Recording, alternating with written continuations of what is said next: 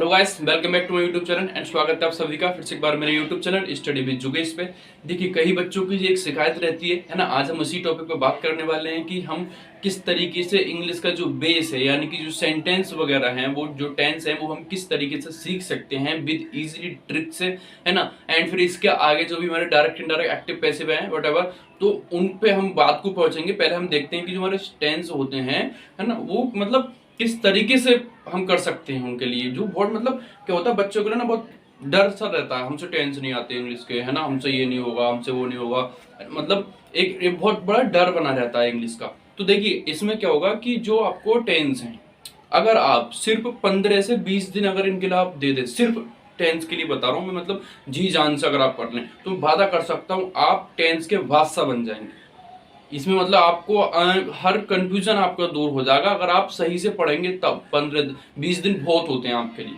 सिर्फ जो टेंस है उनके लिए बता रहा हूँ मैं आपको, है ना। मैंने खुद आपको यूट्यूब चैनल पे पढ़ा रखा है जो टेंस टोटली मैंने करा रखे विद प्रेजेंट इंडेफिनिट से लेके, है ना, और फ्यूचर परफेक्ट कंटिन्यूअस तक, यहाँ तक मैंने आपको पढ़ा रखे। आप चाहें तो कुछ चेक कर सकते हैं जाके। अगर आपको वहां से समझ में आए तो किसी भी यूट्यूब चैनल से पढ़ सकते हैं जहां आपको अच्छा लगे, या आपके स्कूल में अगर आप कोई भी टीचर पढ़ा रहे हैं तो आप उनसे पढ़िए, है ना, आपको वो अच्छा लगेगा, वहां से पढ़ लीजिए चाहे। तो इसमें क्या रहता है कि बच्चों को क्या रहता है, बहुत ज्यादा कंफ्यूजन बना रहता है कि मतलब हमारे समझ में नहीं आ रहा, हमारे समझ में नहीं आ रहा। मतलब ऐसा कह के ना वो अपने आप को समझाते रहते हैं और मतलब फिर पढ़ते नहीं है, इसलिए टेंस नहीं पढ़ते, है ना। तो हम देखते हैं कि हम पढ़ेंगे कैसे, मतलब किस तरीके से हम ये सीख सकते हैं। तो देखिए, पहले आप क्या करना होगा, आपको जितना हो सकता है ना आप इसका स्ट्रक्चर पढ़िए। टेंस को पढ़ने से पहले इसका स्ट्रक्चर पढ़िए, इसके रूल पढ़िए। डायरेक्ट ये नहीं कि मतलब किसी ने कोई दिया और उसे करने लगे, ऐसे ऐसा आपको नहीं करना। ऐसे क्या होगा, मतलब आप पूरी चीज समझ नहीं पाएंगे। इसका बेस उठाइए। जैसे मान लीजिए प्रेजेंट इंडेफिनिट टेंस है ना, क्या होगा प्रेजेंट, तो इसमें इसका स्ट्रक्चर क्या होता है, तो इसका स्ट्रक्चर क्या होता है, सब्जेक्ट, है ना, प्लस जो मेन वर्ब है उसमें एस या ईएस, एंड प्लस ऑब्जेक्ट, इस तरीके से। तो ये मतलब जो आपको स्ट्रक्चर उठाइए कि मतलब बेस उठाइए, आपको एकदम अच्छी तरीके से समझ में आप ऐसा समझिए। ऐसा नहीं मत समझिए कि मतलब कुछ भी है और किसी ने वो सेंटेंस दिया और आपको उसको डायरेक्ट करने लगे। नहीं तो आपको ये पता कि सब्जेक्ट क्या होता है, आपको ये भी नहीं पता मेन वर्ब क्या होती है, मेन वर्ब में कहाँ पे आईएनजी लगना है या नहीं लगना है, ये ऐसे यस कब लगना है, किस टेंस में लगना है। मतलब अगर आपको कुछ भी नहीं पता और आप डायरेक्ट टेंस करना स्टार्ट कर रहे हैं तो मतलब आप बिल्कुल भी आपको समझ में नहीं आएगा। और आप कोई भी एकदम डायरेक्ट सेंटेंस करना स्टार्ट कर देते हैं। पहले तो बच्चों को एक चीज मैं और बता दूं आपको, जो छोटी सी चीज के बच्चों को कंफ्यूजन रहता है कि सेंटेंस और टेंस क्या होते हैं। देखिए, सेंटेंस जो होता है, सेंटेंस वो होता है जिसका अपना एक अर्थ निकल लिया हो। जैसे मोहन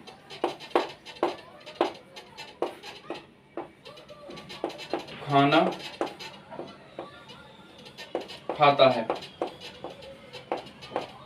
अगर हम इसमें से मोहन हटा लें तो क्या ये हमारा जो सेंटेंस है ये अच्छा लग रहा है? खाना खाता है, कौन खाता है, कुछ पता चल लिया ऐसे। मतलब एक सेंटेंस हम उसे कहते हैं जिसका पूर्ण रूप से अपना एक अर्थ निकलता हो, उसे हम क्या कहते हैं, सेंटेंस कहते हैं। अब कहते हैं कि हम जो हमारे जो टेंस है हम वो किसे कहते हैं। देखिए, टेंस उसे कहते हैं जैसे प्रेजेंट हो गया, प्रेजेंट, पास्ट एंड फ्यूचर। मतलब जिनसे हमारे लिए क्या हो, काल का पता चलता हो। काल का पता मतलब कैसे, जैसे समय अवधि का पता चल रहा है। जैसे मैंने अब ये क्या है, मैं मोहन खाना खाता है, तो किसका चल लिया, प्रेजेंट का चल लिया। अगर इसमें आया था मोहन खाना खाता था, तो इससे क्या हमारा भूतकाल का पता चल रहा है। मतलब टेंस हम उसे कहते हैं जिससे हमें काल का पता चलता है, और सेंटेंस हम उसे कहते हैं जो मतलब बहुत सारे शब्दों का मिलकर जो शब्द बनते हैं उनका अपना एक अर्थ निकल लिया हो, उन्हें हम सेंटेंस कहते हैं। तो इसमें हम पहले देखते हैं कि मतलब वही बात की किस तरीके से हम सीख सकते हैं इनके लिए, सॉरी, किस तरीके से सीख सकते हैं। तो मेरा यही कहना है कि आप जब भी सेंटेंस पढ़ें, टेंस पढ़ें, आप सबसे पहले उसका स्ट्रक्चर पढ़िए, उसके बारे में पढ़िए, उसका है क्या, उसमें हेल्पिंग वर्ब, पहले तो ये देखिए हेल्पिंग वर्ब क्या होती है, ऑब्जेक्ट क्या होता है, मेन वर्ब क्या होती है, पहले ये सीखिए। उसके बाद फिर रखिए, मतलब पहली सीढ़ी पर कदम रखिए आप, उसके बाद ऊंची बड़ी, उससे बड़ी पर रखना कहीं ऐसा। और मतलब क्या सोचते हैं बच्चे, के सोचते हैं वो डायरेक्ट टॉप फ्लोर पर पहुंच जाए, ऐसा नहीं हो सकता। आपको पहले कुछ ना कुछ, या तो मतलब आपको सहारा तो लेना पड़ेगा ना, है ना। तो मैं अब बस आपसे यही है कि आप सबसे पहले क्या करिए, उस टेंस की जड़ को पकड़िए। आपको पहले पढ़ना क्या है। अगर आपने प्रेजेंट इंडेफिनिट पढ़ लिया तो ये नहीं कि आप उसके 2-4 टेंस करे, उसके 2-4 सेंटेंस करे और आप एकदम करके हो गएगा मेरे प्रेजेंट इंडेफिनिट खत्म हो गया, ऐसा नहीं है। प्रेजेंट अगर आपने खाता से स्टार्ट करा है, इससे स्टार्ट करा है, तो इसके टॉप लेवल तक पहुंचिए।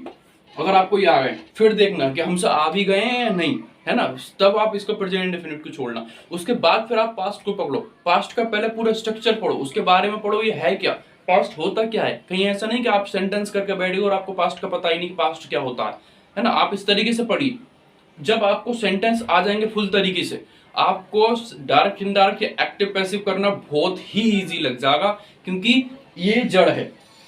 अगर आप जड़ को ही काट दोगे तो पेड़ गिर जाता है, मतलब ये नहीं रह पाएगा, है ना। तो आप पहले क्या करिए, पहले जड़ को पकड़िए, बहुत अच्छी तरीके से इन्हें कीजिए, उसके बाद आप एक्टिव पैसिव करना या डायरेक्ट इनडायरेक्ट करना।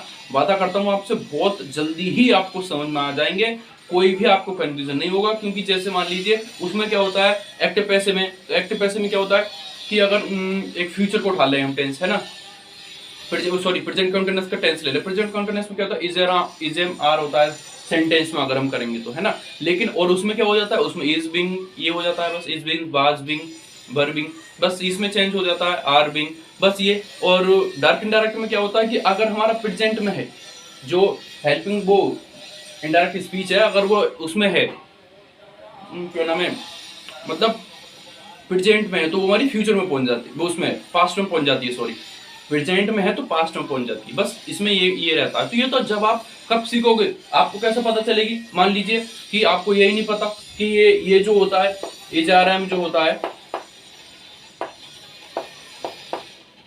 वो पास्ट की वो है या प्रेजेंट की, पास्ट की या प्रेजेंट की, आपको यही नहीं पता, है ना। वो उसमें लगा हुआ है जो हमारा इनडायरेक्ट स्पीच है, वो क्या लिया है उसमें आपको करना है प्रेजेंट, पास्ट में चेंज है प्रेजेंट में, आप उसे फ्यूचर में कर रहे हैं, है ना। तो इसके लिए आपको सेंटेंस आना बहुत जरूरी है। अगर आपको टेंस नहीं आते हैं तो आपको बहुत ज्यादा कंफ्यूजन रहेगा।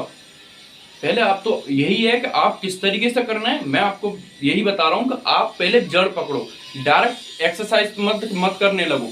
अगर आपको कोई टीचर नहीं भी बता रहा तो आप घर पे आओ, आजकल तो सोशल मीडिया का जमाना है, आप यूट्यूब पर पढ़ो, यूट्यूब कहीं भी पढ़ो जहां भी आपको अच्छा लगता है ना। या अपने ट्यूशन कहीं भी अगर आप ट्यूशन पढ़ते हो उसमें सीखो, लेकिन आपको डायरेक्ट एक्सरसाइज नहीं करनी। डायरेक्ट एक्सरसाइज करेंगे आप सिर्फ एक्सरसाइज ही कर पाएंगे, उसके बाद आपको कुछ भी समझ में नहीं आएगा। तो मेरा आपसे यही रिक्वेस्ट है, ओके फ्रेंड, आई थिंक आपको समझ में आ गया होगा, आप कोशिश करना, ओके।